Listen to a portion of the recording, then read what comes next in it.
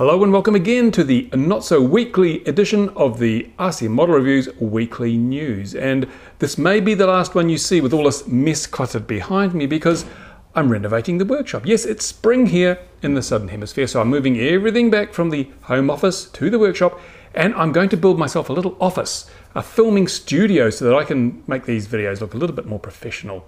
So I'll have a nice backdrop instead of all this mess on the bench behind me. But anyway, on to the stuff for this edition of the Not-So-Weekly Weekly News.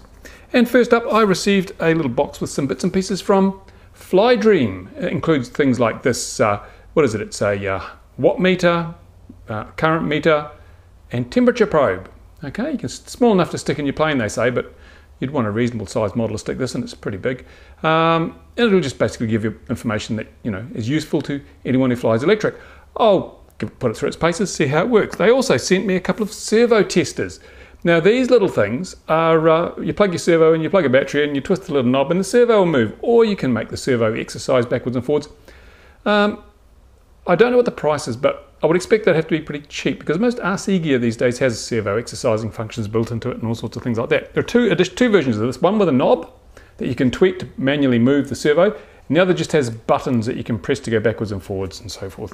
Also sent me a battery alarm monitor. I think most people have seen these. This is the Flydream version, which will beep when your LiPo gets low.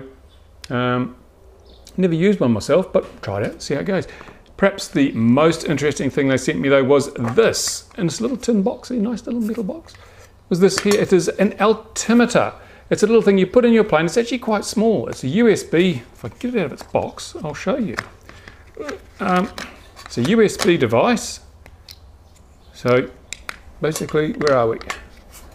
Ooh, if I can find the thing itself. Here is the little, I think this is the little bit. See, look how small this is. Tiny, tiny, really, really light. So this little thing here, you can put in your plane, fly around, and when you come back, or while you're up there, it logs the altitude that you're at. And initially I thought, well, what good is that? I mean, most RC systems have telemetry these days, or increasingly they have telemetry, so why would you bother buying something like this, which I think is about 40 bucks? Why would you buy something like that when you can just look at the telemetry on your radio gear? And then I realized that this is so small and light, you can put it in something like a DLG without affecting the performance. So if you're trying to perfect your DLG launch, put this in it, do a few launches, put it on the computer, see how high you got. Practice changing your technique until you get maximum height out of the launch. So there are some applications for something like this. Would I pay 40 bucks for it? I don't know. I've got a DLG here from FrSky, which I'm putting together, and I'll do a full review on that. We'll put this little device in and see how that works. See if it's really worth the money. Maybe it is. I don't know. And there'll be a full review on all this stuff coming up shortly anyway. So that's the Flydream stuff that I got. What else have I got here? Well, you can probably see an OS engine box. I went out and spent money on an OS 55AX because, yes, there are things other than electric to power your models with. And those of us who are old like me have fond memories of flying nitro planes, and I still fly a lot of nitro planes because, well, it's just so much easier to fill a tank than to spend 20 minutes charging a LiPo in some cases. So I got this 55AX. I'll be testing that. I'll be comparing it to the ASP52, which I've reviewed in the past, and you'll see on the RCModelReviews.com website. Now, the ASP52 is a powerhouse, but it does have some deficiencies. It doesn't throttle as well as I'd like. I wouldn't use it for 3D because it's a little bit hesitant in the transition. The OS apparently is just the bee's knees for 3D, which is why I splashed out $139 at Tower Hobbies and bought this one, because I'm building a new 3D model for the summer and I wanted a really good powerful engine that throttled perfectly. I've been using Thunder Tiger 46s, but the 55 has more power, and you can never have too much power in a 3D model. Also, a while ago I mentioned these lithium iron phosphate transmitter batteries. This is the zippy one. These give you 9.9 volts nominal, so it works out about 10 volts when they're fully charged. And so you can place them in your transmitter, and instead of the little 8-cell, 8AA nickel metal hydride battery packs that a lot of radios use. And if you've got a Turnigy 9X, then you want to throw that 8-cell battery holder out because it's rubbish, it's too stiff, and the contacts become intermittent and it can crash your model. So throw that out and get yourself one of these. Now I've tested the 1800 milliamp one, which I mentioned before. They're really good. They work exceptionally well. They hold their charge a long time. They're quick to charge, and you can fly for months with one of these without having to charge it in between flying sessions. So that's excellent. But I did find this one, which is why I'm not using it, This one was put together a bit wrong, and it's a bit wonky. It's not totally square, which means it doesn't fit in the space in the back of the 9X radio. Now, I'm not going to send it back for a warranty replacement. I mean, that's silly. It's not worth the postage. I'll use it for something else. But I picked up one of these, which is the HobbyCane LiFe transmitter battery. It's only 1500 milliamps. It's not 1800, so it's 300 milliamps smaller than this one, but it is a smaller battery, so it fits perfectly in the 9X transmitter and in the JR 9X2, 9303, 9305, whatever. Fits in all those radios really well. Any radio that takes an 8-cell AA pack, the square ones, this will fit. And this one comes with a Futaba plug, so you can use it in your Futaba 9C or 10C. And it comes with a little plug that I think fits Hitec, might even fit JR, I'm not sure. But if you're going to put it in your Turnigy 9X, you'll have to put a different plug on it. You have to put in the same plug you use for balance leads on a 2-cell LiPo pack. But you have to change the wires around because you need, well, if you look at it when you take your old pack out, you'll see the negative wires on the left and the positive wires on the right. So make sure that if you wire a new plug on here, you get the polarity right. Well, the magic smoke will come out of your 9X radio and you have to buy a new one. Well, you can fix it, but I mean, for 38 bucks, goodness me. Now, interestingly enough, I was just browsing during my coffee break, I was browsing the Tower Hobbies catalogue. This battery from HobbyCane, I think, is about $7. The same 1500 lithium iron phosphate transmitter battery from Tower Hobby, $43. Whoa, I mean, that's an astonishing difference in price. And although HobbyCane at the moment is very slow in their shipping, people are bitching and moaning and grizzling because it's taking a week or more from the time they press the buy button till the time their product actually gets out of the HobbyCane warehouse.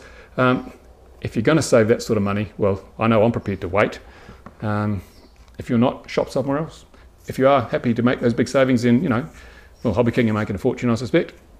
Now, this is something else. This is really exciting. This is good. Yeah, speaking of batteries anyway, you know, getting these things shipped is a pain in the backside. If you order LiPos, you've got to use special shipping Swiss Post, or you've got to use it, you know, because a lot of the postal services now don't like to carry LiPo batteries. And of course, they put LiFes in the same bag, even though these are much, much safer. These won't, or far less likely to burn your house down than a LiPo. But if you want to buy LiPos, you've got to get this special shipping because they're uber dangerous and they'll explode and burn down planes and all sorts of things. So it costs a lot more to ship your LiPos. But look at this. Do you know what this is? It looks like a big firecracker, doesn't it? Well, it pretty much is. It's actually a smoke canister, a smoke pyrotechnic thing that you can put on your model. And I ordered one of these from China, from one of those Chinese discount places, and they sent it in the mail, just posted it. And actually in the same package I had a big battery, a couple of big batteries, actually 7,000 milliampere hour nickel metal packs for starting my glow motors, for the glow plug ignition. So if the battery had banged on here, boom, should have all been over, because these are electrically operated. They have wires come out them. You can see the little wires there. And so you mount this on your model, and then you use this little board here, in this bag. It plugs into your receiver, and then it plugs into this pyrotechnic thing. And you fly along, you flick a switch on your transmitter, and all the smoke comes out. It's brilliant. You can get them in different colors: red, yellow, orange, green, blue, I think, all sorts of colors.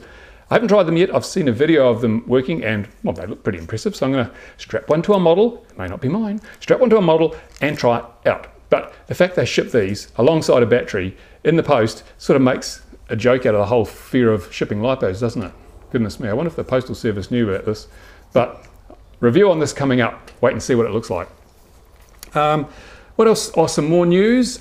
If you've got a Turnigy 9X, and let's face it, who hasn't now? You'll be pleased to know that the FrSky people are working on something really, really cool. I don't know if I should be telling you this, but suffice to say, your 8-channel FrSky radio may soon be a 16-channel FrSky radio.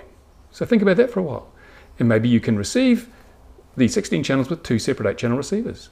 That would be quite cool, wouldn't it? So stay tuned, more coming on that one. And I've got some early info, and I'll maybe getting some advanced systems to have a look at and demonstrate to you and show you how it works. So that 9X radio, that $40 9X radio, could soon be a lot more functional than, you know, a $400 radio from some other vendors.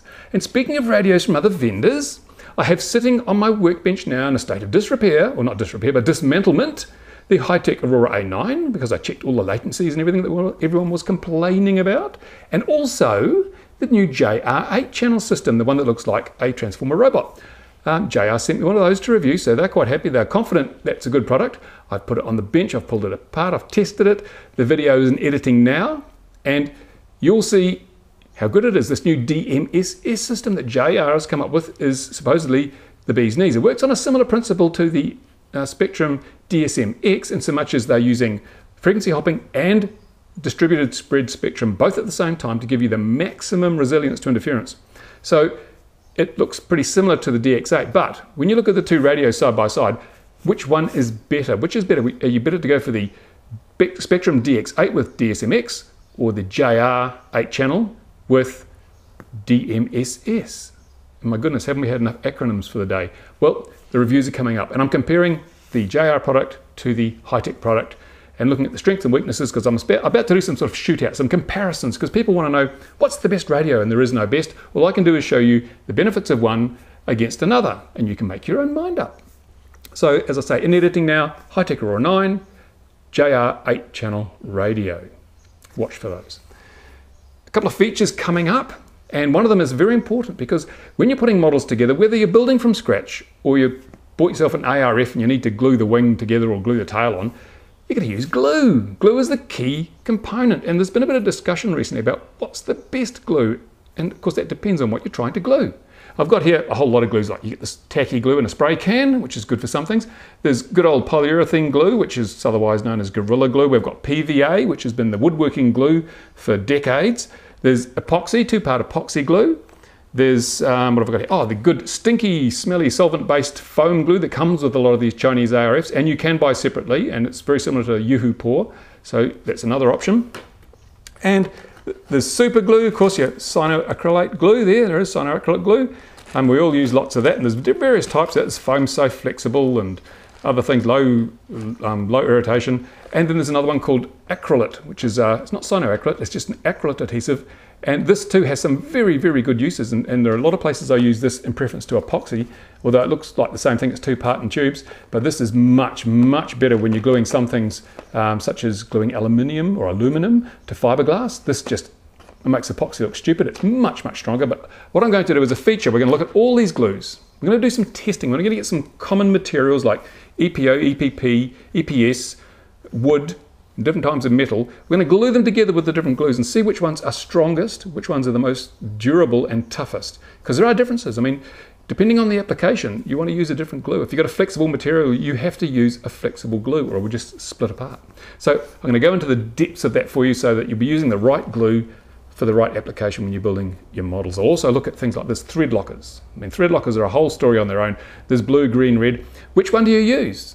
And I'll go through those. I'll tell you which ones are best in which applications and give you some heads up on where to get some good ones.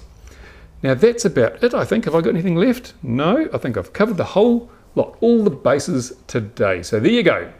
Thank you for watching. Oh, one thing before I get a whole list of people saying, where is the FPV feature series? Well, good news on that, because I've got everything sort of done, but I was thinking this is still a bit expensive and it's still a bit heavy and it's still a bit cumbersome, until I came across some new little modules out there in the marketplace. And I bought some of these modules, and they're really, really tiny. Transmitter modules, really small. Receiver modules, really small. They work on 5.8 gigahertz, and I've just put together a little system using those, and they're brilliant, absolutely brilliant. They're cheap, they're light, they work. And so what I'm doing is the entry-level bareback FPV system will use these tiny little modules that you can use. So putting them on something like the old AXN floater here, easy peasy. It's going to add virtually no weight to the model. So the performance is unchanged and not a case of having to shoehorn everything in because it's also very small. So you'll see how we do that very soon. The weather seems to be coming right now. We've got a sunny day, albeit it's pretty windy. So as soon as the wind drops a bit and I get some of the stuff together, we'll start filming the last bits of the video visor with the new built-in receiver and the bareback FPV series with all the information you need to know to get into FPV. And then, of course, coming up, I've got a review of the new Fat Shark Dominators. So the new goggles from Fat Shark, which are supposedly heaps better than the old ones. Lots of stuff for FPV people coming up. So thank you for watching. This has been a long video because I've been droning on. And a reminder, if you're not a subscriber, why not subscribe, because then you won't forget about RC Model Reviews. Go to the website. The forums are quite active, and it's a nice place to go because people don't bitch and moan and troll and do all the things that other people do on other forums. The RC Model Reviews forum users are a nice bunch of people who will help you out and discuss all sorts of things with you. And if you have a few pennies to spare, then please feel free to throw them my way. As I say, I'm about to renovate the workshop. I'm putting in a studio especially for filming these videos, and so the whole thing will be a lot more professional in the months to come, so you'll get a better quality product and I'll have a lot less trouble making it. So Thank you for watching. I will see you next time on RC Model Reviews.